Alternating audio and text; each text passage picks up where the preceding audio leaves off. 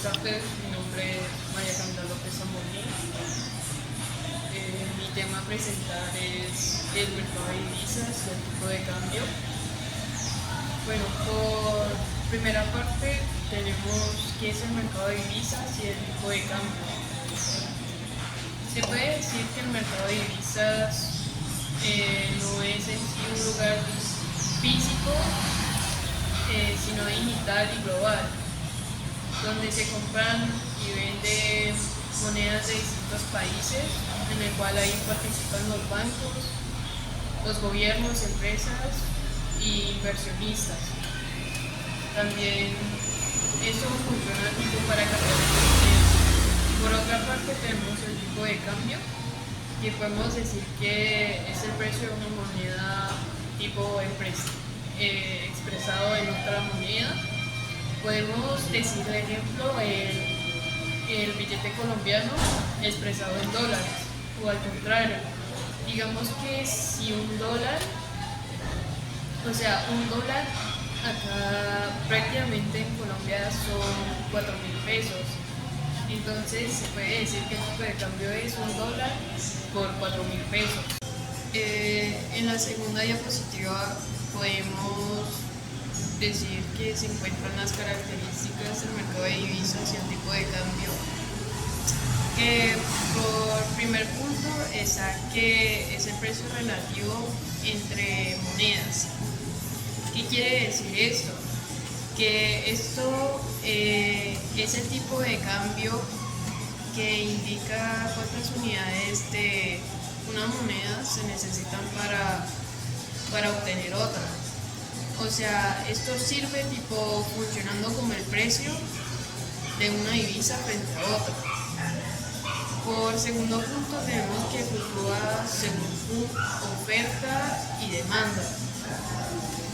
Esto quiere decir que su valor cambia constantemente dependiendo de cuántas personas quieren comprar o vender una moneda en el mercado, diciéndolo así.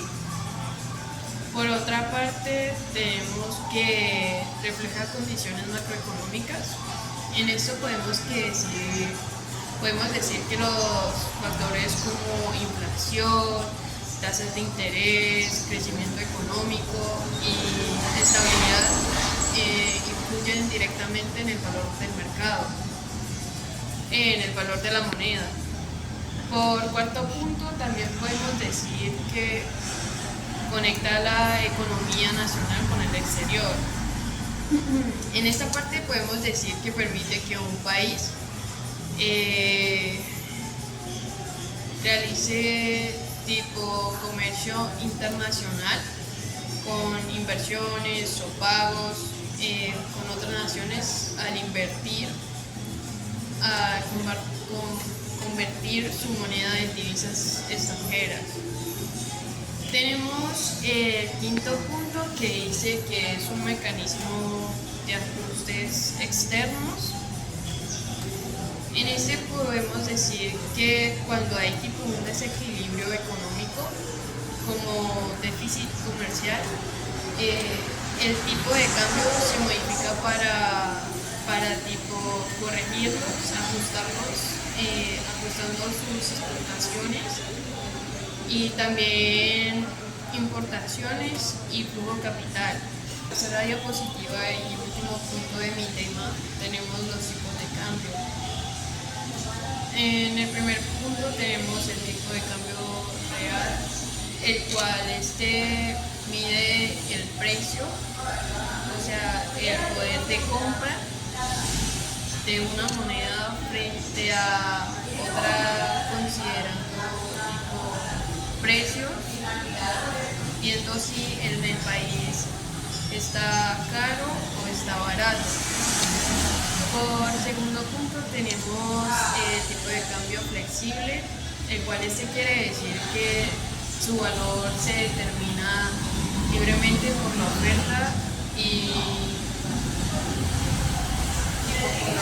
demanda en el mercado sin tipo intervenciones del gobierno. En el tercer punto tenemos el tipo de cambio fijo. ¿Esto qué quiere decir? Esto quiere decir que el gobierno o el Banco Central contiene la moneda, en el cual tiene tipo en sí un valor específico frente a otra moneda. Por otro punto tenemos el tipo de cambio equilibrado. Esto quiere decir que es el tipo de cambio que iguala a la oferta y a la demanda de divisas sin pensiones, de escasez o exceso. Por otro punto tenemos el tipo de cambio de depreciación, en el cual en este podemos explicar que cuando la moneda pierde el valor financiero frente a otro, se necesitan más unidades de la moneda local para tipo comprar las extranjeras, diciéndolo así. En el sexto tipo de cambio tenemos de apreciación. En este podemos decir que cuando la moneda tipo gana valor, se necesitan menos unidades de moneda local para comprar las monedas extranjeras. Mi nombre es Mariana Contreras y el tema que me corresponde hablarles es sobre los sistemas de tipos de cambio. Como tal son tres: fijo, flexible y mixto. El primero del que les voy a hablar es fijo. Este como tal es como si la moneda de tu país tuviera un precio garantizado por catálogo. Como tal es que el gobierno o el Banco Central les ponen un precio, es decir, la moneda vale $1 por X cantidad de dólares. El Banco Central se convierte como el vendedor, lo cual garantiza este precio de la moneda. Si no es bien aceptado, lo que hace el Banco Central es sacar de sus ahorros, o sea, las reservas de dólares, para comprar esta moneda y así evitar que que baje. Y si es bien aceptado, lo que hacen ellos es venderla para evitar que esta suba. La ventaja de esto es que hay mucha seguridad para tu negocio, ya que sabes exactamente cuánto te costará importar y cuánto ganarás al exportar. Una desventaja sería que el Banco Central pierda el control de otras herramientas económicas como lo son las tasas de interés y debe gastar grandes cantidades de sus reservas para defender el precio, lo cual es algo muy arriesgado. Ahora les hablaré sobre el tipo de cambio flexible. Este como tal sube y baja dependiendo los compradores y los vendedores, es decir que es muy influenciado por las fuerzas del mercado, o sea la oferta y la demanda. Esto como tal el Banco Central no tiene la obligación de intervenir y esto es algo muy bueno, ya que tiene total libertad para usar las tasas de interés y de manejar la inflación interna. Ahora les hablaré sobre el sistema de tipo de cambio mixto. Este es un sistema de flotación vigilado en el cual la cotización por la misma moneda es determinada por la interacción de la oferta y la demanda en el mercado de divisas. Sin embargo, el Banco Central se reserva el derecho de realizar intervenciones ocasionales y discretas con el objetivo principal de moderar la volatilidad excesiva y evitar desviaciones extremas que comprometan la estabilidad financiera o la competitividad económica. Buenos días, hoy les hablaremos sobre la balanza de pagos, cuenta corriente y cuenta capital. Para eso tenemos que hablar sobre la balanza de pagos. Esto es un registro contable que resume todas las transacciones económicas de un país con el resto del mundo durante un periodo determinado, generalmente que es de un año. Esto incluye exportaciones e importaciones de bienes y servicios, flujos de capital financiero y no financiero, transferencias corrientes y de capital. En otras palabras, muestra cómo un país paga y recibe pagos del resto del mundo. Esto tiene unos componentes principales. La balanza de pagos se divide en tres grandes cuentas: cuenta corriente, registro de transacciones de bienes y servicios, rentas y transferencias corrientes; cuenta de capital o cuenta de capital y transferencia de capital, que son movimientos de activos no financieros y transferencias de capital; y cuenta financiera, flujos de inversión directa, inversiones de cartera y otros movimientos financieros. Pero yo solo les voy a hablar sobre la cuenta corriente y cuenta capital. El balance general de la BOT debe ser igual a 0, porque cualquier déficit o superávit en la cuenta corriente se financia con entradas o salidas de capital. Ahora sí vamos a hablar sobre la cuenta de capital. Esto tiene una definición. Es la sección de la balanza de pagos que se registra movimientos de capital que no son transacciones corrientes, es decir, no tienen que ver con el ingreso o gasto diario, sino con la modificación de activos y patrimonio. Su papel principal es registrar transferencias de capital que ayudan a financiar inversión, reflejar cómo un país obtiene o cede recursos para proyectos de largo plazo.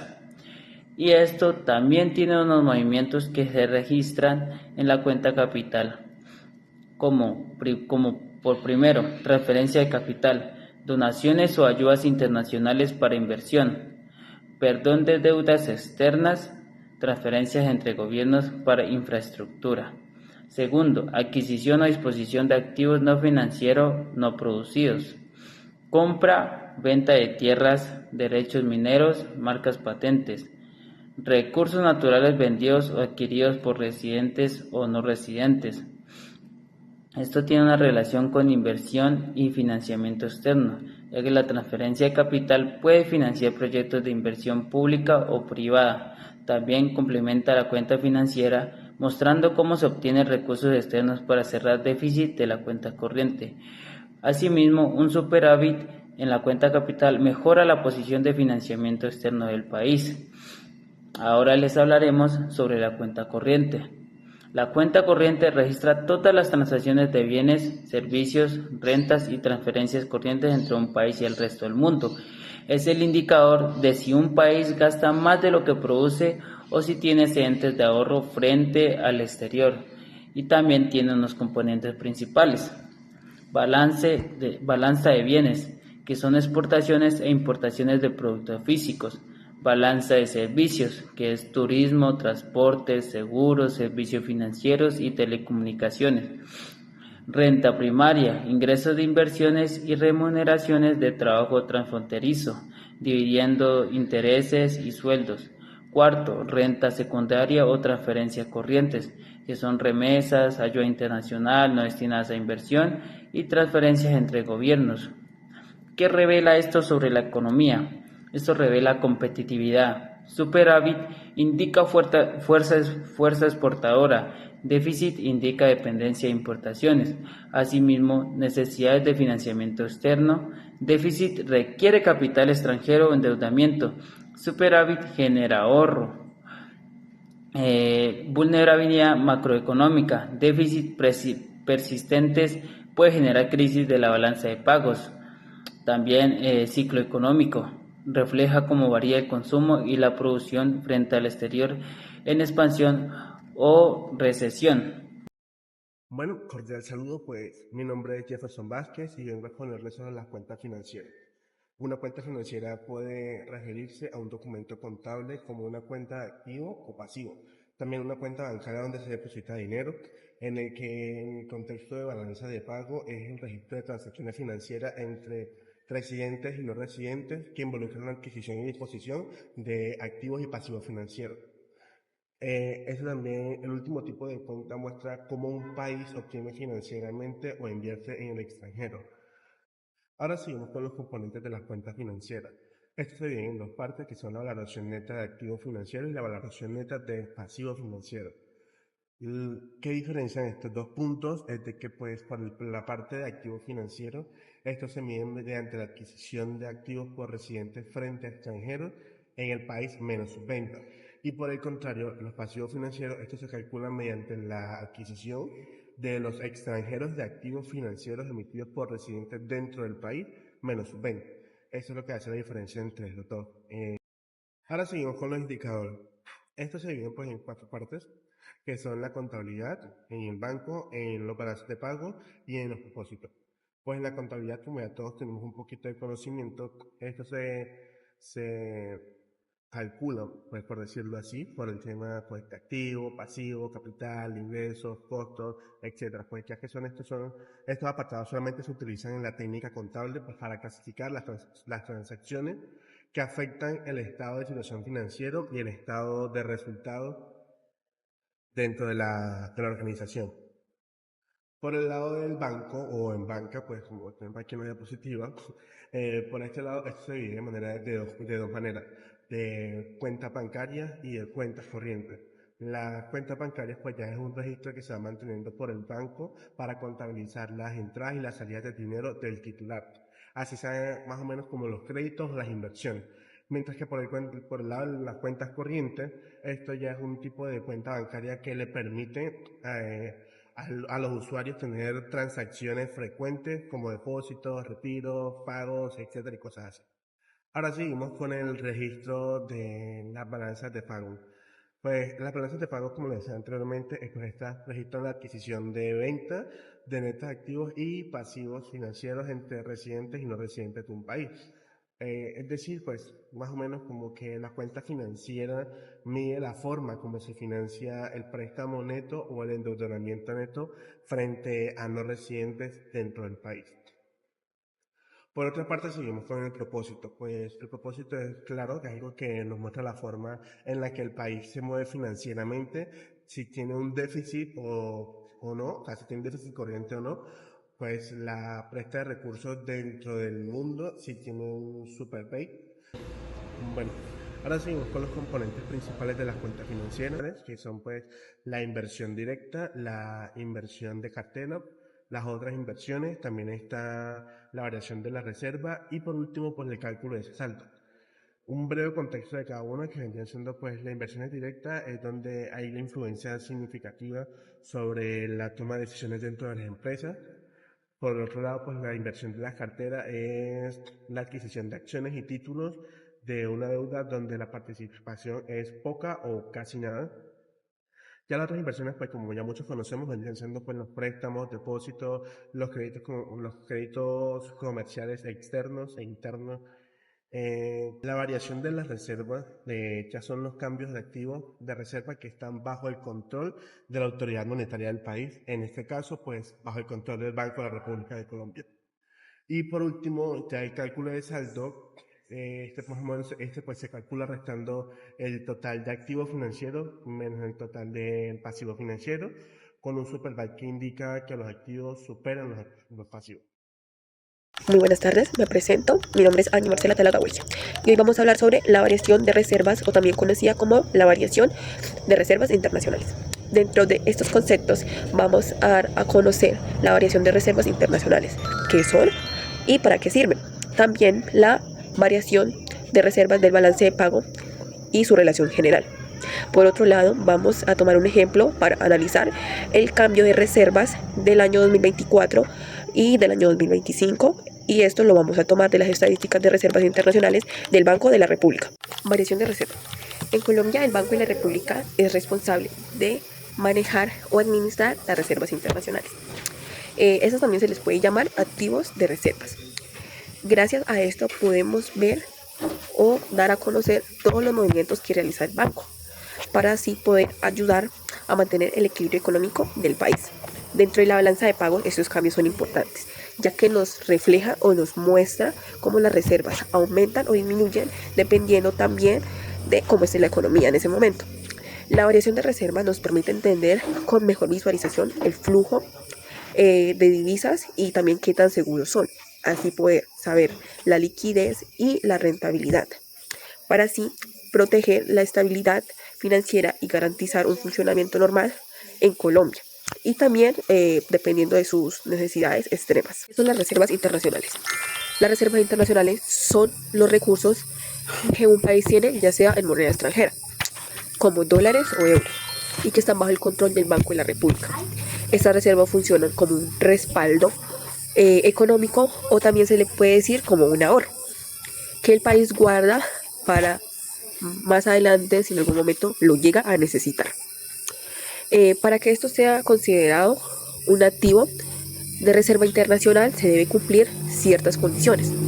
Una de las primeras es que el Banco de la República lo pueda utilizar directamente en cualquier momento, y también otra condición es que esté disponible de inmediato sin ninguna restricción, o sea, a la hora que él lo necesite, en el momento que él lo necesite, pueda contar con ese ahorro, por decirlo así, de inmediato. Asimismo, nos permite permite a Colombia enfrentar emergencias económicas, pagar obligaciones externas y mantener una estabilidad en la tasa de cambio. ¿Para qué son las reservas? Bueno, Las reservas internacionales sirven como una protección para el país. Son como un colchón, por decirlo así, que ayuda a que Colombia pueda enfrentar problemas económicos que vienen del exterior. Como por ejemplo si bajan las exportaciones, si sube mucho el dólar o si entra menos dinero del resto del mundo. Cuando pasan estos choques, la economía se puede ver afectada y las reservas ayudan a evitar que la situación se vuelva más grave. Estas reservas tienen dos funciones importantes. Una de ellas es como dar la confianza y facilitar el acceso a mercados internacionales. Cuando un país tiene suficientes reservas, demuestra que puede cumplir con sus pagos en monedas extranjeras, incluso en momentos difíciles. Eso hace que otros países inversionistas confíen más en Colombia y así es más fácil conseguir préstamos o obtener inversión del exterior. Por otro lado, también ayudar a controlar la tasa de cambio sería otra de las funciones, que es que el Banco de la República puede usar las reservas para comprar o vender dólares y esto ayuda a que cuando el dólar sube o baja demasiado, esto evita que la tasa de cambio se vuelva muy inestable. Por eso puede afectar los precios en el país y la estabilidad financiera. Variación de reserva y balanza de pagos. Bueno, la reservación de divisas suben o bajan según los movimientos que se encuentran registrados en la balanza de pagos. La balanza de pagos anota todo lo que Colombia hace con el resto del mundo, ya sea exportaciones, importaciones, inversiones, préstamos, deudas a pagar, entre otras cuentas o otras obligaciones que tenga. Con cada operación implica una entrada y una salida de divisas. Estas transacciones hacen que las reservas, bien sea que aumente o que disminuyan. Por eso, para entender la variación de reservas es clave ver qué está pasando en las dos grandes partes de la balanza de pagos, como lo es la cuenta corriente y la cuenta financiera. Se puede decir que la variación de reservas es el resultado final de cómo queda la balanza de pago. Si entran más divisas de las que salen, las reservas suben, pero si salen más divisas de las que entran, las reservas bajan. Bueno, para la balanza de pago vamos a hacer un pequeño registro como ejemplo. Para este caso tenemos que en entradas obtuvimos 65 millones de dólares por exportaciones e inversiones extranjeras. Por otro lado tuvimos una salida de 60 millones por importaciones y pagos de deuda. Con esto podemos ver que la balanza de pago muestra que entraron más dólares que los que salieron.